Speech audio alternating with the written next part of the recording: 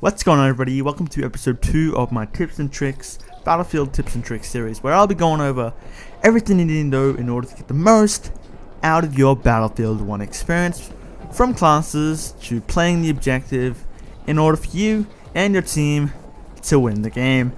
In this episode, I'm going to be going over the Flame Trooper, which is the second of the 3 elite classes, which is the battle pickup as well, similar to the Sentry or the Tank Hunter, which I'll be going over in my next video. But with that said, let's get right into this video.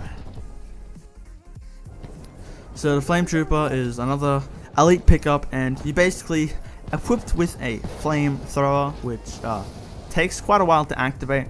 So once you've actually pressed down the fire button, it takes around a second to actually activate, so keep that in mind. If you see an enemy, or you might be aware that there's an enemy around the corner, so if you know that there's an enemy around the corner, well, maybe you should fire the flamethrower before you've actually turned the corner. So once you've actually turned the corner, you'll be able to actually kill him without having to wait a second or so for it to actually activate.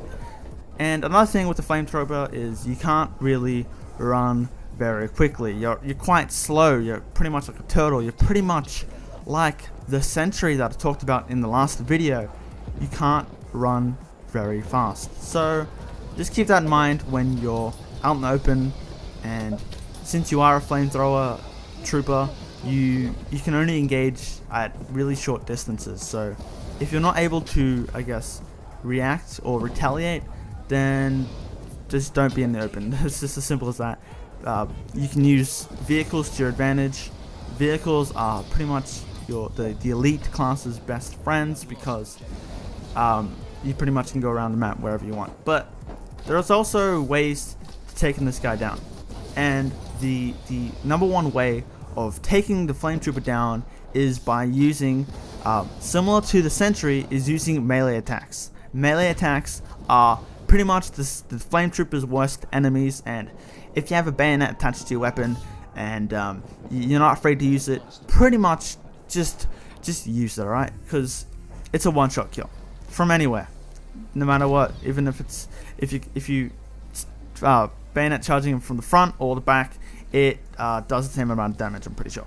But that's also one way of taking him down. But he has a gas mask, so don't try and waste your gas grenades on him, because he can't take any damage. He's immune from pretty much every gas attack. Incendiary grenades is also another way of taking him down, but there's also one special way and one pretty much quick easy job that you're able to utilize, which is the sort of canister at the back.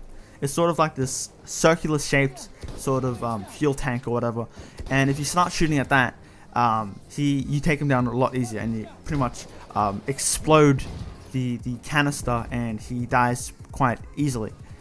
And another tip, if you're facing the Flame Trooper and you get caught on fire, a way that you can sort of negate the damage is by going prone. If you go prone, it's sort of like the stop, drop and roll sort of thing that you learnt in like primary school.